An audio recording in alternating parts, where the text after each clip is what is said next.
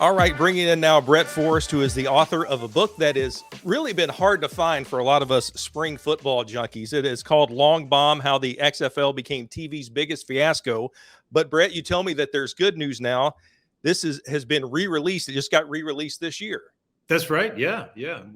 It's been about 20 years or so since the first one came out. So I figured, hey, let's put a paperback version out, a audiobook, etc. So why not mark the occasion? Yeah. It's spring football. Well, first of all, I've got to say the guy that I saw in the picture in this book jacket looks a little bit different than the guy I'm talking to now, but we all looked a little different about 20 years ago, right? That's right. Yeah. Strangely enough, the time in between writing that book and now I did not have a mustache, but in both that picture and now I do. So maybe there's some connection there. And and it's a great one too, by the way. I'll tell you that. Oh yeah. The book or the mustache? Both. I enjoyed both. Brett, you're now a national security reporter for the Wall Street Journal. You've come a long way since writing that book, and I want to talk about a new book that you have coming out and what you're doing now. But first with Long Bomb, which was about the original XFL.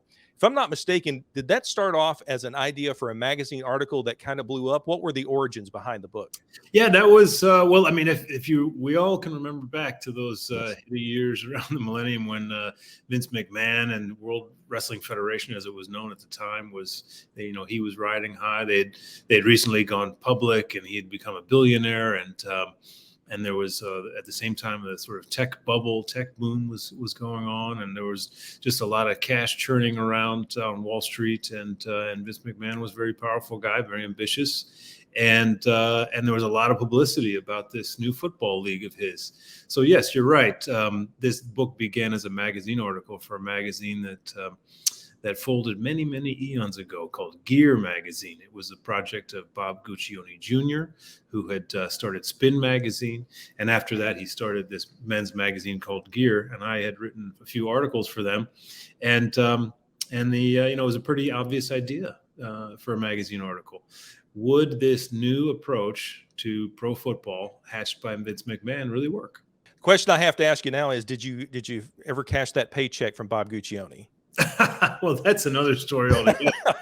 Right. Yeah, I mean, Bob Gucci, he had a great idea for a magazine, but he didn't have the money to pay for it, and so a lot of freelancers at the time, like myself, writers and photographers who worked for him, went a long time without getting paid, and so I eventually had enough and ended up pitching a tent in his office as a protest. So I did finally get paid, though, in the end. That's the bottom line, and hopefully you made a few bucks off that book. What if I told that reporter back in 2002, 2003, when this book came out, that in about 20 years, you're going to see a third incarnation of the XFL? I mean, can you imagine after what you saw in 2001 that we would be 20 plus years later talking about, well, there was another try and it didn't work, but they tried it again and they actually got through a season? Well, I think it's, if you'll allow me, I'll answer yes and no, because I would say at the time I would not expected the XFL to live again in that form at the time. If you remember, the first iteration of the XFL just didn't work because it was trying to marry the production values of professional wrestling with actual sports. That was Vince McMahon's kind of revolutionary idea, revolutionary approach. And viewers didn't like it. So I would have been surprised at the time if you told me that same type of TV experience would have found the error again. But on the flip side, the business of pro football is so huge. There's so much money there that time and again over the years, we see many different groups of business people try and get into it in a rival league, a spring league. I mean, and how many leagues do we have right now? And just in the last few years, we've seen at least 3 different pro leagues, and the XFL is one of them. Yeah, it's interesting. The USFL made it through a second season. The new XFL made it through a full season. You mentioned, the other leagues. The Alliance of American Football was kind of a disaster. Right. When you look at it now, because you were so, ingrained with the XFL and in that first iteration, could you imagine, is it going to take someone like Vince McMahon, who has, the deep pockets or had the deep pockets, um, to make it viable and really. I don't know that there's going to be a challenger league, as he tried to take on the NFL, and I just don't know that that is going to work anytime in our lifetimes. But is it going to take someone with some deep pockets to really make, spring football viable? It feels like it has been for the last couple of years now, but in the long term. Well, there are two versions here. One is the challenger version, right? Right. Which you say probably is not possible anymore, and I agree with you. But the gold standard of that was the old AFL.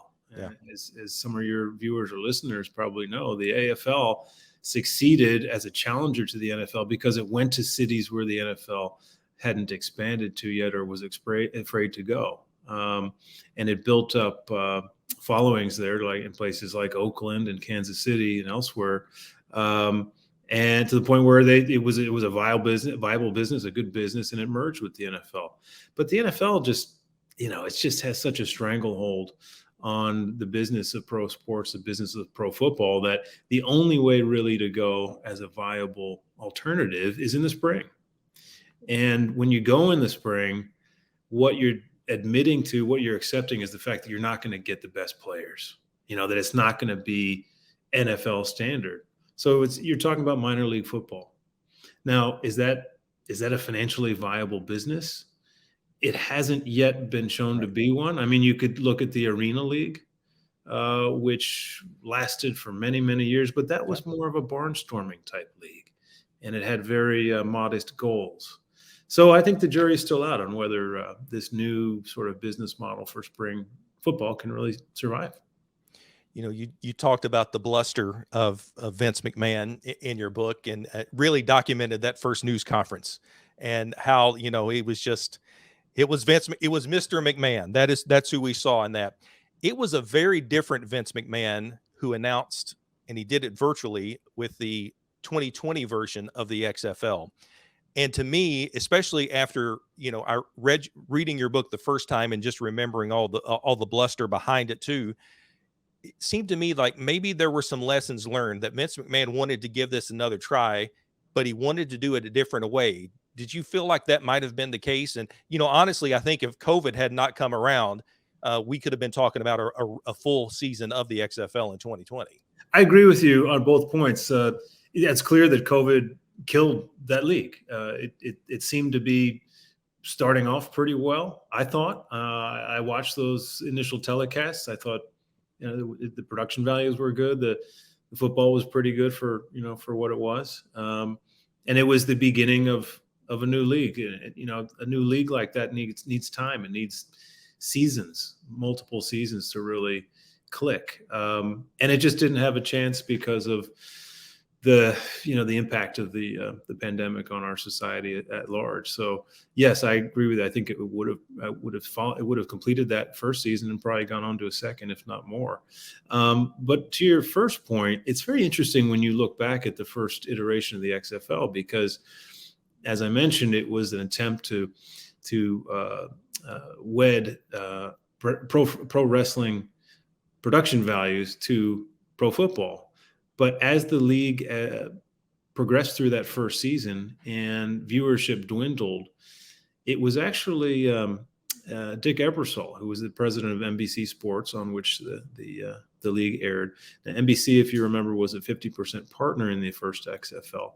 And Dick Ebersol, who's famous for getting the Olympics on NBC, and was a traditional sports guy. He was the one, as XFL viewership dwindled, who wanted to up the sort of pro wrestling antics for the XFL. Whereas Vince McMahon, he thought that the way to get viewers back to the first XFL was to do away with that and go with straight football. So I think that you see, many years later, in the second version of the XFL, Vince McMahon wanted to follow through with that. Yeah, what an irony that is, too, that Vince McMahon wanted to back off the wrestling, but Dick Ebersol, who is one of the sports geniuses of our lives, wanted to push the wrestling. And it never did work. And I don't think that a lot of people understand how different the TV world was in 2001 versus 2023. That was a huge gamble for NBC at the time, because a lot of people now might say, oh, well, ABC and Disney has gone in with the XFL and Fox has gone in with the USFL. But it was a very, very different time 22 years ago. That was a huge gamble for NBC. Yeah, it certainly was. And remember that NBC chose to put the XFL in 2001 in prime time. Yeah. It was Saturday. Okay. So it wasn't that coveted Thursday spot or another weeknight spot. It was Saturday. But this was prime time. So that was hugely valuable territory, their real estate, if you will. And what it did by putting the XFL in prime time, it set the bar very high in terms of success. It meant that the XFL had to meet a certain rating in order to be judged as a success in the eyes of advertisers, and that just put too much of a burden on the league. It started off on fire, and it just it really flamed out, no pun intended. And Brett Forrest he just really captured it all. This is the OG book here about the OG XFL. It is re-released wherever you get find books now. You've got audio book about it, a new forward, and you've moved on to so much bigger and more important things in your career since Long Bomb came out. And what a book you have out right now is called Lost Son, an American family trapped inside the FBI's secret wars. Tell us about that and the process of that book. It sounds absolutely fascinating. You're saying that there are more important things in the XFL? Well, to some, Brett. Okay. Yeah. Well, yeah. So I came upon this idea for this book that was released recently, Lost Son, the one you mentioned, as a reporter at the Wall Street Journal. So I spent many years living and working in Russia and Ukraine. This was after my experience writing the book about the XFL. And sort of developed that part of the world as an area of specialty. And one of my sources came to me a few years ago, and he told me about a young man from Michigan who had gotten tied up with the FBI and began working for them, working for the Bureau out of Detroit in counterterrorism as something of a freelancer. And then when the war had broken out in eastern Ukraine, in 2014, 1 year after that, in 2015, he went there. He went to Russia and disappeared. And shortly thereafter, his FBI handlers, came to the family home outside Detroit and said they knew nothing about it, began confiscating devices from the family, and then shut the family out. So that immediately, to me, sounded like something that had real importance, real classic elements of a classic narrative, an opportunity to solve a mystery, and an opportunity to help a family that was in need. So I got to work on it as an article for the Wall Street Journal, and then ultimately expanded into a book. It sounds absolutely fascinating, and then almost as dangerous as trying to deal with Vince McMahon there, it sounds like. Right. But Brett Forrest, you've done a lot, in the realm of spring football, and now really serious world events. And Right. I appreciate you taking the time to join me here to have a little fun and talk about what I talk about a lot on this channel is some football days gone by, and we try to celebrate as much as we can the new versions of spring football. And also want to recommend too, if you have not read The Big Fix or seen The Big Fix on Netflix, I encourage people to check that out, because that was also one of your big projects. That's right. Yeah. Well, thanks very much, John, and really, really honored that you had me on, and it was great speaking with you.